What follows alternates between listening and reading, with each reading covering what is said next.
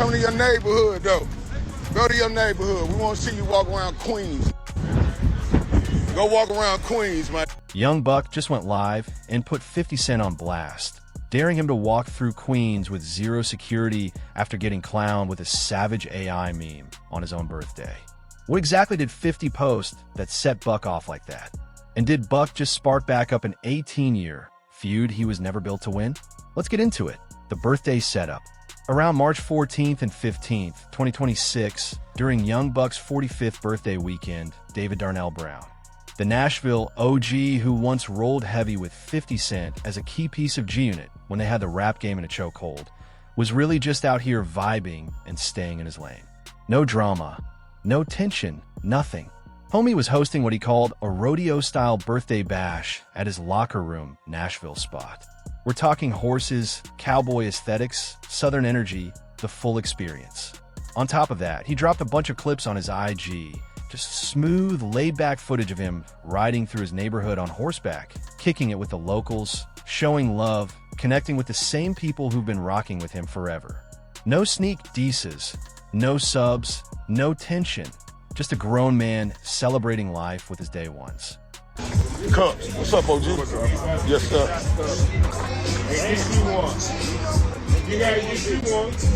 You did, like, come where you from, You know what I'm saying? You can see it plain as day. The man is really outside on his day, getting nothing but love from his community. No tension, no beef energy anywhere around him. Just authentic support from the block. OGs giving him his flowers, neighbors pulling up with handshakes and hugs. That's what it looks like when somebody is truly grounded in where they came from. And you could tell Buck was taking in every moment of it, appreciating all that love in real time. You know, your gimmick is up, homie. We all looking at you. What's up, OG? How you doing, baby? I'm good, man. At this point in the live, Buck was still fully locked into celebration mode, greeting the elders, showing love, keeping it solid with his people. No tension at all. No mention of 50 Cent. No talk about G-Unit. Nothing. Just a man thankful to see 45, letting the world witness how his city really feels about him. But all of that was about to shift real fast, because someone else had their eyes on that live too. I'm out here with them real riders, man. It is, baby. Real riders, man. It is, baby. Really do this. Real riders, real people, real community. That's what the birthday energy was all about. But while Buck was outside holding it down in Cashville, 50 Cent was already on his phone putting together one of the most disrespectful posts we've seen in a minute. That's just how Fifth moves. The man operates like a shark that catches even the slightest scent of blood in the water. It doesn't matter if you're quiet, minding your business, not even mentioning his name. If 50 sees an angle to flip your moment into content, he's taking it every single time. And the play he came with? An AI-generated, photoshopped parody styled after the classic 1970s show The Dukes of Hazzard. But this wasn't no quick meme slapped together in 5 minutes. This was detailed. A full recreation of that iconic promo poster, the General Lee, the cast, everything lined up. 50 inserted himself as Bo Duke, front and center. Tony Yayo was right there in the frame. And the one that really had the internet going crazy, Victoria Barilla Woods, was edited onto Daisy Duke's body, the character known for those signature shorts. Then he added T.I. as Sheriff Roscoe, keeping that separate beef alive too. Why take one shot when you can hit multiple targets in a single post? That's classic 50. And Buck, he was the main target, completely removed, erased from the lineup like he was never part of the squad to begin with. Swapped out, no trace left. Then came the caption, posted to millions. They mad because you up. Young Buck kicked out. You in the group? At least I know you ain't looking at my LOL. Even DJ Academics had a pause when he saw it. Because yeah, on the surface it looks like one of 50's usual jokes. The kind that racks up engagement instantly. But if you really know the backstory, if you've been locked in on this feud for nearly 2 decades, you already know every word in that caption was calculated. Young Buck kicked out wasn't random. That was a direct callback to his messy split from G-Unit back in 2008. Contracts, loyalty issues, money problems, all of it. And that last line? That's 50 reaching for the same angle he's been using for years, bringing up that long-running personal rumor that's followed Buck since the 2010s. That's been his go-to ammo every single time this feud heats up. So nah, this wasn't just a joke. This was strategic. A precision shot aimed at two pressure points, Buck's legacy and his personal life. That's the 50 Cent playbook, and he's been running it flawlessly for almost 20 years. And yeah, Buck saw it, and he didn't let it slide. But we'll get to that in a second. First, you gotta understand just how fast this whole thing exploded, because it spread like wildfire the moment it hit. Speed that even by internet standards felt crazy. The blogs picked it up instantly. DJ Academics, Baller Alert, Industry Blitz, Traps in Trunks, all pushing it out to millions within hours. By sundown, YouTube reaction channels were already rolling, dropping titles like 50 Cent trolls Young Buck on his birthday and Young Buck crashes out on 50 Cent. Twitter went into full chaos mode. Memes everywhere, broke boy jokes flying, and that walk through the hood debate popping off heavy. Comment sections across every platform turned into straight battlegrounds, half riding with Buck, half laughing with 50 Cent.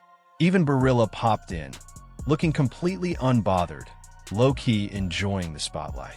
The whole situation had momentum from the second it landed, and it wasn't slowing down for anybody.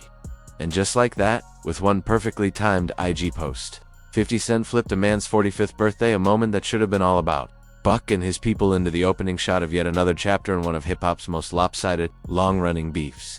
But Buck, and really hear this part, wasn't about to just let that ride. Not this time. Not on his birthday, and what he did next. That's where everything really caught fire.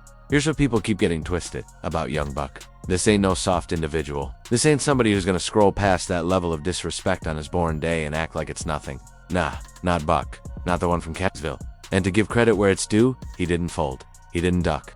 And he definitely didn't hide behind some vague rise above it message. What he did was way more raw, way more authentic, and rooted in the same street-backed energy that built his name in the first place.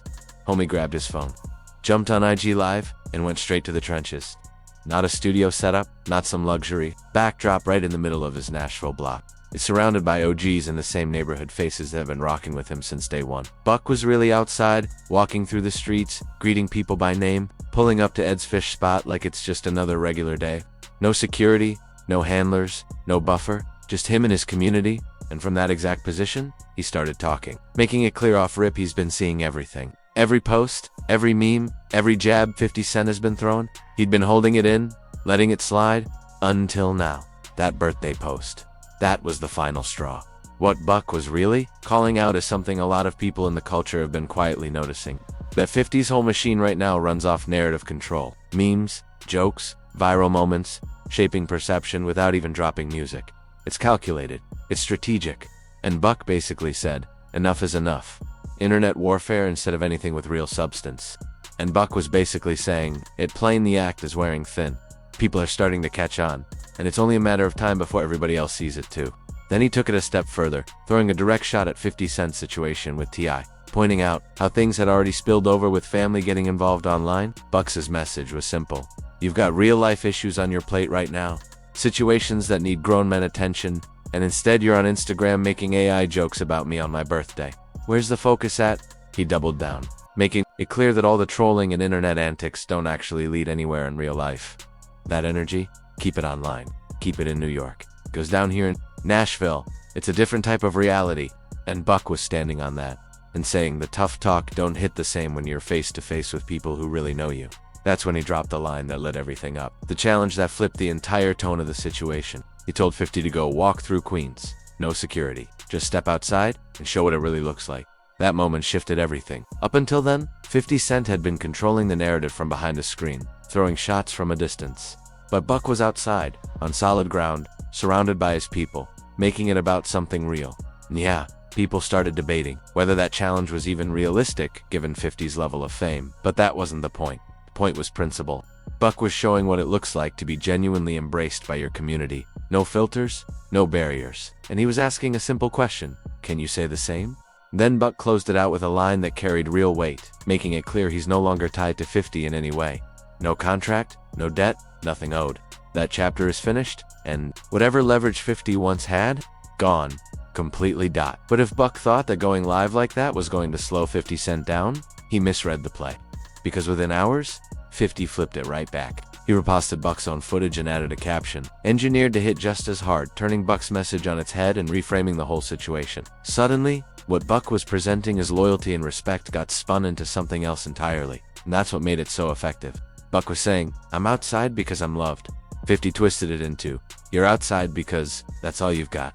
Whether that's true or not doesn't even matter. That kind of narrative flip is exactly why 50 stays dangerous in these situations. From there, it only escalated. Tony Yayo jumped in, backing things up, making it clear they move how they want.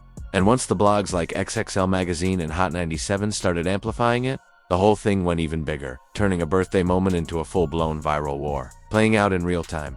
Lane screenshots were already circulating before the post even disappeared, and 50 Cent still wasn't finished. He doubled back and reshared an old clip tied to that long-running rumor, adding fuel with a caption that made it clear where he stood. No reunion, no patching things up, no mercy. At that point, it wasn't even about jokes anymore. It was about keeping pressure on Buck from every angle. Meanwhile, reposts amplifying Buck's response started racking up serious engagement. Thousands of likes, hundreds of comments, and the crowd was split right down the middle. Some people were backing Buck's authenticity. Others were dragging up his past losses. And those losses, that history, that's what we really gotta break down. Because what makes this situation different from your typical rap beef is the depth. This ain't some quick social media spat that fades in a week. This isn't subliminals that get cleared up in one interview and everybody moves on. Nah, this runs deep. It didn't start with a meme or a diss track, and it definitely didn't begin over a birthday post. This goes back to the core of the music business. Money, contracts, royalties, publishing, and what happens when personal loyalty collides with business decisions.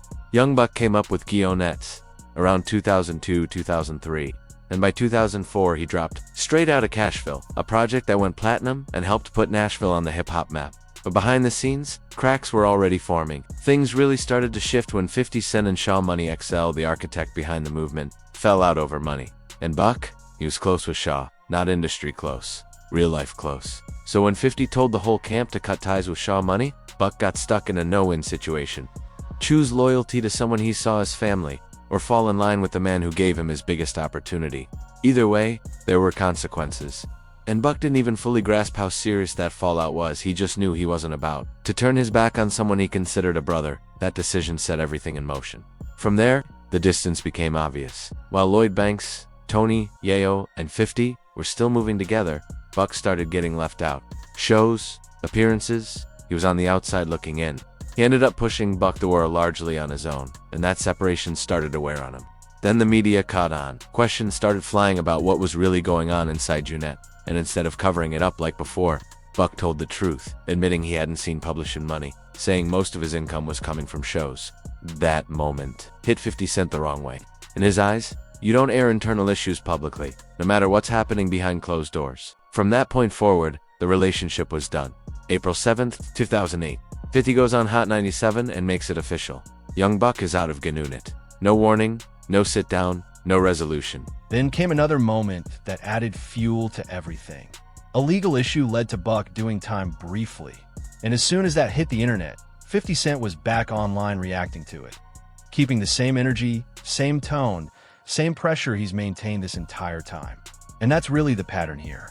Every time it looks like things might cool off, something pulls it right back into the spotlight. Followed up by a Megamind post, because this man never misses an angle, not one. And just like that, we're right back to where it all started. March 2026, birthday trolling, horse videos, and a beef that shows zero signs of cooling off. This whole Buck situation, it's just one of at least 5 ongoing conflicts 50 Cent is juggling right now, alongside T.I., Mayo, Papoose, and even boxer Clarissa Shields, all running the same playbook of IG memes, AI images, and personal humiliation. The question I'll leave you with is this. Is any of it still funny? Yeah, we can laugh at the memes, repost the Dukes of Hazzard image, quote the broke boy line, but behind all those jokes is a real person. Someone who, for all his flaws, once stood shoulder to shoulder with the very man now bent on making his life a punchline. Someone who once called him family, on a tape the whole world got to hear. Depending on where you sit, that makes this either one of the greatest sagas in hip-hop beef history, or one of the most tragic stories we'll ever witness.